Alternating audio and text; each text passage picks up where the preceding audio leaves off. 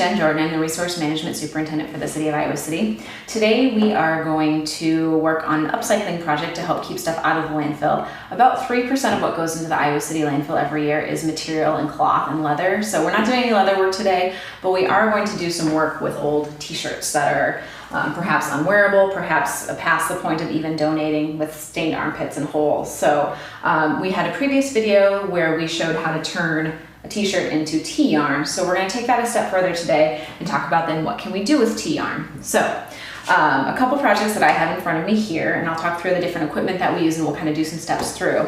But one of the cool things that we've done for our upcycling series that happens, that the city puts on in January and February, is weaving. And it's really basic. You can get really fancy with it, or you can stay super basic and make something like a cardboard loom, which we'll talk about. So let me show you the finished project first to give you a little teaser. So these are some of the first small rugs that I've made. I'm working on a bigger one now, which we'll get to later, but this is what a woven t-shirt rug looks like. So you can see they can make great coasters. I actually use these under plants in my house so that they're not sitting on just plain wood on the windowsill. So you can see there's different textures, there's different types of material that I've used here. This is an old polyester pantsuit from my grandma. So, there's some different techniques that I've used here, so we'll talk about all of those.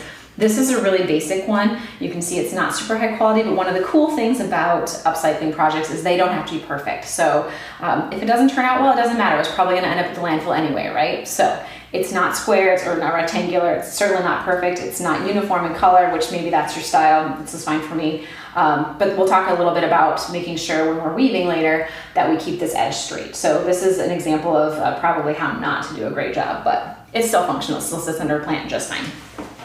Okay, so another project with T-yarn is actually crocheting. I haven't used it for knitting because I'm not a knitter, but crocheting T-yarn, so again, getting the t-shirt into a T-yarn ball into crocheting, and I have my funky favorite crafting tool here, my giant crochet hook. So it's basically, once you have it cut, it's just like crocheting regular yarn or regular whatever other material you're using. So you can see I started the very beginning here, and this was maybe 5 minutes worth of work in the shape of an oval. It will eventually be an oval. So we're not going to talk about crocheting today, but there are some great tutorials online. Also, check out the resources at the Iowa City Public Library. They have a ton of really great resources for not only crafting, but particularly upcycling and crafting together. So check those out, and call a librarian if you need help. They're amazing. Okay, so I'm going to talk a little bit about material type. So generally what we'll be working with today is t-shirt material. I will point out though, once you start with a specific kind of material, it's really good to stick with that. So if you don't, and you can see, I'm not sure how well you can see the texture here, but the white in the center here is actually a cotton sheet, and it crocheted really well. I did change over to another polyester pantsuit from my grandma. So the difference is, it may wear differently on the floor, or may slide differently. And then if you wash this or launder it, it may wash differently. So given that this material is all really old and is probably gonna wear about the same because all the give is out of it pretty much, but it's something to think about. So for instance, this is a sweater. I would not, and you can see this is pretty rough and it's kind of pilly, so I wouldn't necessarily use this with a t-shirt material or with a cotton material. So I think the key point there is, once you pick a material, try and stick with that, just because for consistency's sake it's easier. Okay, so then let's talk about weaving. So again, tons of tutorials online, so look up and see what else you can find that works for you. But basically what we're gonna look at is using an upcycled product, just a chunk of cardboard, and we will make a loom out of that. So a couple of weaving terms that are just kind of fun. The warp is the section that goes where let's see if this goes right. So this is the warp section, and we'll get to this in a second, and then the cross pieces here are gonna be called the weft.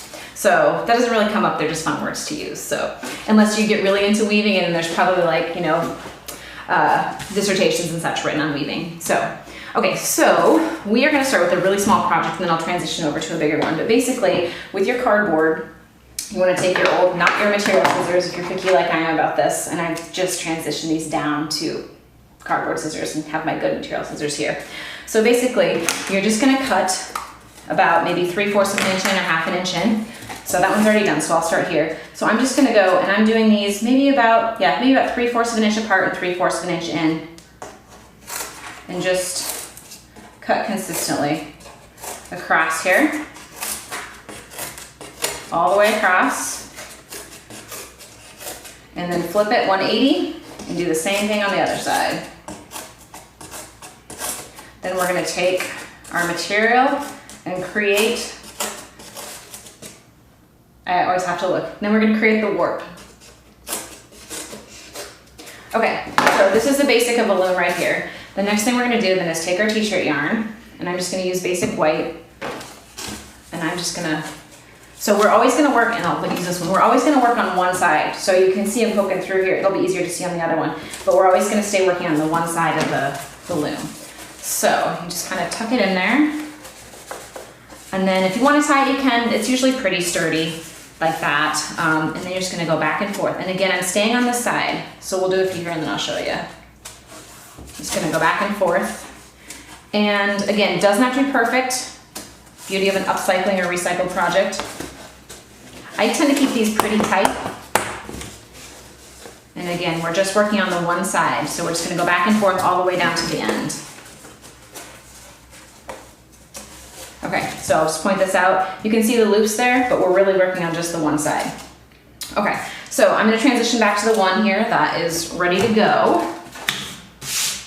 And then you can see the same thing, relatively tight on here. So this is maybe like the size of a pot holder. They do shrink down a little bit. So you do wanna have, if you want something like this size, you're gonna wanna go a little bit bigger, but we can talk about that a little bit later too. So once I have this in, and again, you can knot these if you feel strongly about it or if they feel like they're loose. You can kind of just pull around here and tuck it around another time. Okay, then once we have the warp in place, we are gonna start adding the weft. So T-yarn is really cool, and giant yarn balls of T-yarn are really cool to do stuff like this, to do crocheting. So you can see this is really easy. I'm not having to piece stuff together because it's one continuous piece. However, when you get to doing something on a loom, it's really hard to use one continuous piece without having to feed the whole thing back through multiple times, and it gets really frustrating. If you're impatient like I am with this stuff, you don't want to have to do that or worry about getting this whole ball of material through here. So it's actually easier to use smaller pieces. So I'm going to start with, let's see, let's find a piece. So you can see these are cut into smaller pieces, and this is where, like, if you've cut the top section of a t-shirt or the bottom section off to make the T-yarn, the top part that's left, like this, can actually be a good place for some of those others. So you could cut, let's see if I can do this here. So you could cut the seams off here and then have pieces like that, and that's where most of this other material has come from that I have here. So these aren't super long pieces. Let me find one that's not too short either. Okay, so this is a good size length for weaving. Generally, if you have it about, and again, by no means is this is just kind of my standard. If you have it 3 or 4 times the length of your, or the width, excuse me, of your project, that seems pretty doable for me. It doesn't get frustrating, it doesn't get annoying, it's not super unwieldy. So basically, you wanna start, just kind of do the same thing. I'm actually gonna knot this one because my cardboard's a little bit loosey here. So you start in the same corner.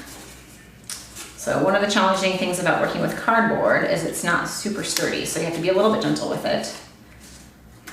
Okay, so I've just tied a simple knot there, and then I'm gonna take the other end and I'm just gonna start weaving, just like you may have already done with, I think about sit-upons and at church camp or at Girl Scout camp when you were little.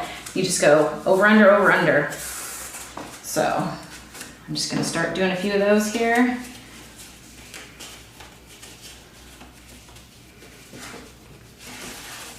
Okay, so you can see I've gone over, under, in every one. And now there's a couple different ways to look at this. So I tend to like a really tight weave, so that looks, and I'll show you my big project here, and we'll get back to this one in a minute. So I tend to like a really tight weave where you've really kind of pushed stuff into place and you can't see the white material in this case. So you can see again, I always have to look. My warp here is white, but I've tucked the weft down so tightly and will continue to do so as I move over that you can't see it. Now that looks cool to me. I've also done projects like this one where you kind of leave stuff looser and it still holds fine, but you can actually see the warp and the weft. So there's kind of a different look to it. It looks neat either way. This one actually has some funky knots on it, which we'll talk about later too. So again, I like it the tight look, so I'm just gonna kind of comb. So I'm basically just combing this down. You just have to be careful so you don't pull them off the end. So you'll get the feel for that pretty quickly once you start working on this. Okay, Okay, then, so I have that in place. I'm gonna turn around, and I'm right-handed, I should say, so I tend to work like this, but if you're left-handed, you just flip it, or maybe this works for you this way too, whatever works. Then you kind of just go back, over, under, the opposite of the row before.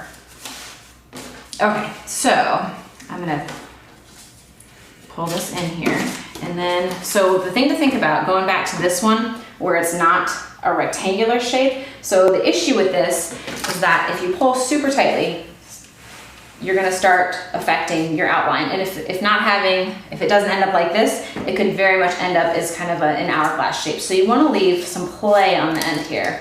Leave it loose. It doesn't have to be like huge, but leave it loose. And then I'm just gonna, I call it combing it down. I think that's the technical term. Feel free to correct me. And then I'm to the point now where I'm getting short on this one. So I'm going to connect the next piece. Now I've done a lot of different ways of doing this over the years, or connected things a lot of different ways. And I'm gonna stick with green if I can find my pile here. There we go. So there's a couple different ways to do this. You can knot it. So that's what this looks like, where I've gone through and I've actually pulled the knot out to kind of make it look like intentional, like part of the design. I think it looks kind of cool. The other side looks, and it's a different look because you can leave it down and not see the knots, or you can leave it up as part of the look. You could sew it, which I'm far too impatient to do, but perhaps you're more patient than I am. So picture sewing, every end together every 2 feet. The quick and dirty way is something that I learned a couple years ago from an online video. I don't remember what it's called, but I call it keyhole. So I'm gonna show you how to do that now. So what I'm gonna do, and I will, okay, find my scissors, get scissors here. So I'm gonna fold this piece of material down, the end of the material down about 1/2 inch, and then I'm gonna cut through to about 1/4 inch. So I'm not gonna cut all the way through the fold. I wanna leave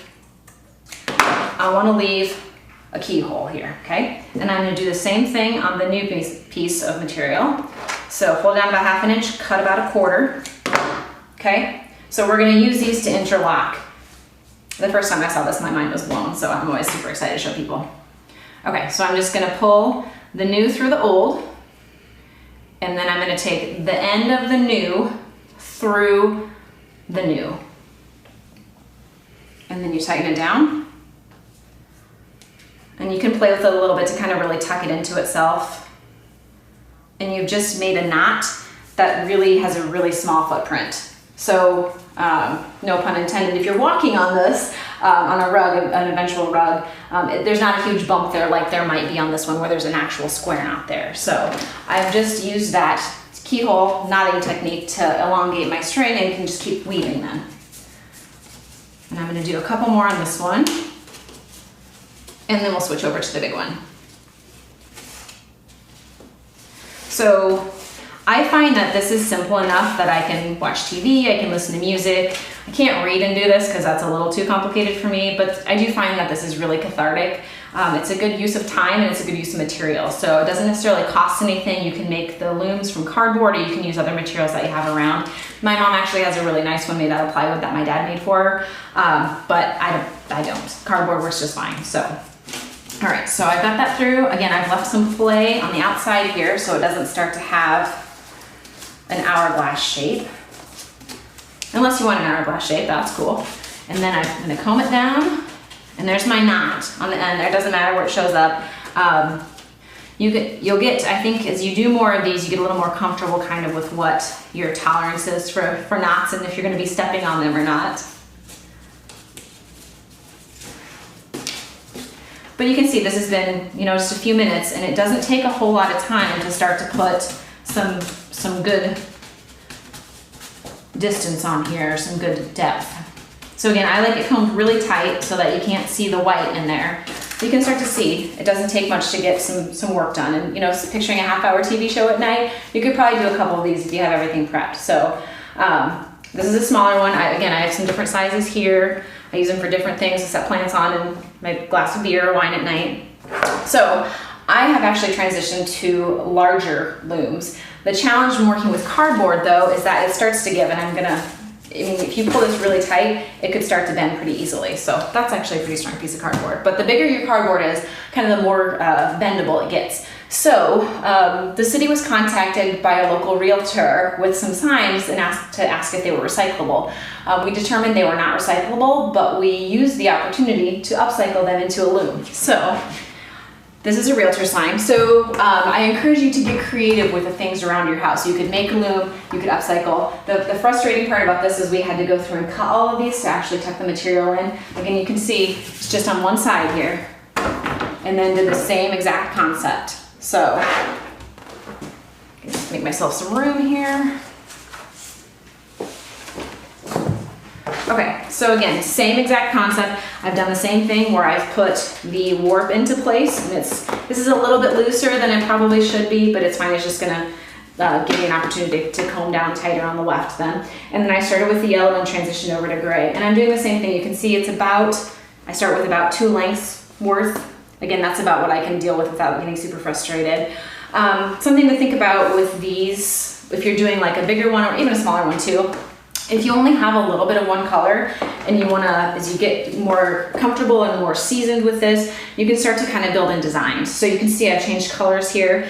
My goal is to work to the center and then flip it and go back out the other way. So I want yellow here and gray here. The thing to remember then as you're working through this is if you only have one yellow t-shirt, you need to split it in half. So I have my pile over here that I'm saving of gray and yellow for the other end, but I'm gonna probably do yellow, gray, maybe some white and some blue, and then get to the middle and work back the other way. So I don't have any projects far enough along to show you how to finish them, but it really is as simple as the start. So you can see on the end here, I've just knotted around.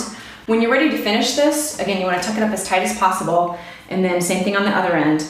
Basically what you're gonna do, I have these knotted together. You can sew them together if it feels like they're gonna maybe not hold very well in a knot.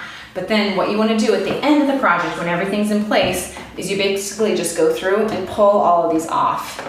And these are gonna fill up, this is gonna fill up into those little, because it's gonna have a little loop here from this back side, and then you're just gonna fill into that. So there'll be a little bit of give at the end, and then I'll show you, there's a couple different ways to do it then.